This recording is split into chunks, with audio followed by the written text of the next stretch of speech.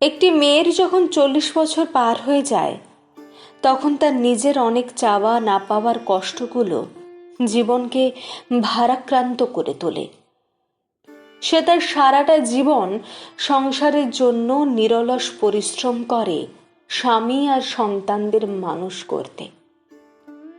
এখনো সে বুড়ি হয়নি, আবার বয়সটি মোটেও কম নয়। অদ্ভুত একটা বয়স সন্ধিক্ষণ। অনেকেই এরা দীর্ঘদিন সংসার করে কিছুটা হলেও নিজের প্রতি যত্নহীন। এই বয়সে প্রত্যেকেই সন্তানের মা হলেও মনের ভেতরকার কিশোরী মনটা কোথায় যেন লুকিয়ে থেকেই যায় মনের গহীন কোণে। সেই কিশোরী মনটাকে বোঝার চেষ্টা করার মতো মানুষই বা কজনের ভাগ্যে জোটে। একটা সময়ের পর যা পাওয়ার ছিল আর যা পাওয়া হয়নি, মনটা সেই হিসেব করতে বসে যায়। মন না চাইতেও কতইবার ব্যস্ত থাকা যায়, স্বামী সংসার, বাচ্চা, রান্নাবান্না কিংবা অফিস নিয়ে। দিনের শেষে সব না পাওয়াগুলো কেমন যেন মনটাকে বিমর্ষ করে দেয়। দমবন্ধ হয়ে আসার মতো পরিস্থিতি তৈরি হয়। তখনই মনে হয় জীবনে এমন একজন বন্ধু থাকুক যে তার মনের সব কথা শুনবে, তাকে একটু হলেও বুঝবে, কোনো ব্যক্তিগত চাওয়া পাওয়া ছাড়া। এদিকে সংসার করতে আর সন্তান মানুষ করতে কখন যে হুশ করে জীবনটা বন্ধুহীন হয়ে যায় আর বয়সটাও বেড়ে যায়, সেটা তখন বুঝলেও সমমনস্ক বন্ধু পাওয়া বিরল। বন্ধু পাবার আছিলায় নিছক প্রেমের হাতছানির সঙ্গে পরকীয়া। আজকাল বন্ধুর মানেটাই তো পাল্টে গেছে। বন্ধুত্বের কোনো লিঙ্গ হয় কি? বন্ধু যে হয় সে তো মরণের দিন পর্যন্ত বন্ধু হয়ে পাশে থাকে। একটা সময়ের পর নস্টালজিয়া, কারণে অকারণে শুধু পুরনো কথা মনে পড়ে যায়। পুরনো ব্যথাগুলো মনের ক্ষতগুলোকে আরো স্পষ্ট করে তোলে। আবার মনে পড়ে যায় ফেলে আসা শৈশবের দিনগুলি। তারুণ্যে চঞ্চল মনের মানুষটির সাথে মিষ্টি প্রেম, স্কুল, কলেজ, ইউনিভার্সিটির সোনালি দিনগুলো, তার সঙ্গে প্রথম দেখার ক্ষণটি, কখনো বা না ফুরোনো কত গল্প, একসাথে হাতে হাত রেখে পথ চলা, একসাথে বৃষ্টিতে ভেজা, আরো না জানি কত স্মৃতি। সেই যেদিন ক্লাস 9-এ প্রথম শাড়ি পরে স্কুল যাওয়া, মন চাইছিল রোজকার মতো অপেক্ষামান লাল জামা পরা ছেলেটির মনের কথা জানতে, যাকে কিছু সময়ের জন্য নিজের মনে হয়েছিল। কিন্তু সেই প্রথম ভালোবাসার না পাওয়ার কষ্ট, সেটাই স্বাভাবিক হতে অনেকটা সময় লেগেছিল। এরপর মন থেকে না চাইলেও অনেককেই কষ্ট দিতে হয়েছিল। সব মনে পড়ে যায় আজ সময়ে অসময়ে। এখন ছেলেরা অনেক বড় হয়েছে, নিজের পড়াশোনা নিয়ে ব্যস্ত।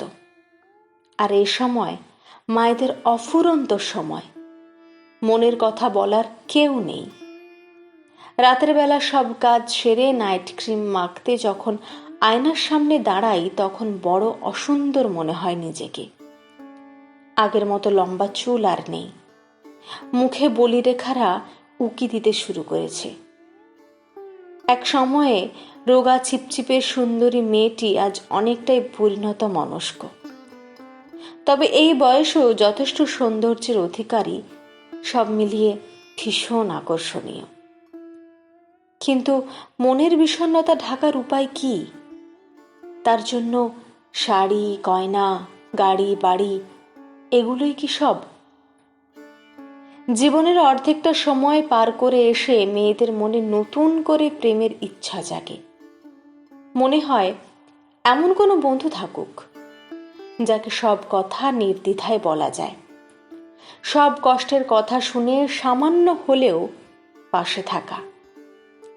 মনটা আবার ভরসা পায় সব কিছু নতুন করে শুরু করার। মন নতুন কাউকে চায় না, পুরাতন মানুষটাকেই আবার নতুন করে চায়। একটি মেয়ে তার স্বামীর জন্যই তো সব ছেড়ে চলে আসে তার ঘরে। তাই স্বামীর কর্তব্য তিনি যেন তার শত ব্যস্ততার মাঝেও তার স্ত্রীর মাঝে পুরাতন প্রেমকে নতুন করে খুঁজে নেন।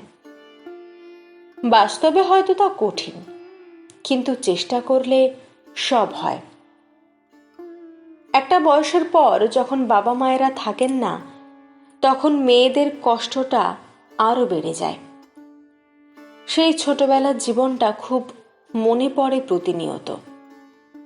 অনেক কিছুই হয়তো করতে ইচ্ছে ছিল তাদের জন্য, কিন্তু করা হয়ে ওঠেনি। শুধু শ্বশুর বাড়ির কর্তব্য করতেই সময় চলে গেছে। ছোটবেলা থেকে যে বাবা মা বড় করেছেন, তাদের জন্য কিছু করতে গেলে অন্যের অনুমতির ওপর নির্ভর করে চলতে হবে। এ কি সমাজে আমরা বাস করি? সারা জীবন মেয়েরা কি কখনোই সমাজে দাসত্ব থেকে পুরোপুরি বের হতে পারবে না? আজকাল মাঝে মাঝে খুব একা থাকতে মন চায়, নিজের মতো করে বাঁচতে ইচ্ছে করে। আবার যখন কোনো আঘাত পায়, তখন মৃত্যুতেই শান্তি মনে করে। আবার পরক্ষণেই সন্তানদের কথা ভেবে অভিমানেও সে বেঁচে থাকতে চায় তার সন্তানদের জন্য। অন্তত যতদিন সন্তানদের জীবনে তার প্রয়োজন আছে ততদিন। এই বয়সের পরে সন্তানদের কাছে তো আর প্রয়োজন ফুরিয়ে যাবে। তখন কি করবে সে? এইসব কথা মনে পড়লে খুব কষ্ট হয়। মাঝে মাঝে চিৎকার করে কাঁদতে বড় স্বাদ হয়, যেন সেই কান্না কেউ শুনতে না পায়। মনে হয় এমন জায়গায় চলে যাই যেখানে গেলে কেউ আর খুঁজে পাবে না। এরপর এক সময় এসে মেয়েদের মনটা আস্তে আস্তে ম্লান হতে শুরু করে। এক সময় বেশি কথা বলা মেয়েটা চুপ হয়ে যায়, সব কথা মেনে নিয়ে বেঁচে থাকতে শিখে যায়। অল্প অপমানে যে মেয়ের চোখের জল নাকের জল এক হয়ে যেত, তার নিঃশব্দ কান্না, চোখের নোনা জল নিজের ঠোঁটের ভেতরেই থেকে যায়, কেউ জানতে পারে না। সকলের জন্য ভাবতে ভাবতেই নিজেদের ভালো থাকার কথাই ভুলে যায়। ভুলে যায় নিজের ভালো লাগার, ভালো থাকার সব কিছু। ভুলে যায় তার মন কি চায়। আজকাল শরীরটাও আগের মতো ভালো থাকে না। কলমে শ্রেয়া সাহা দাস।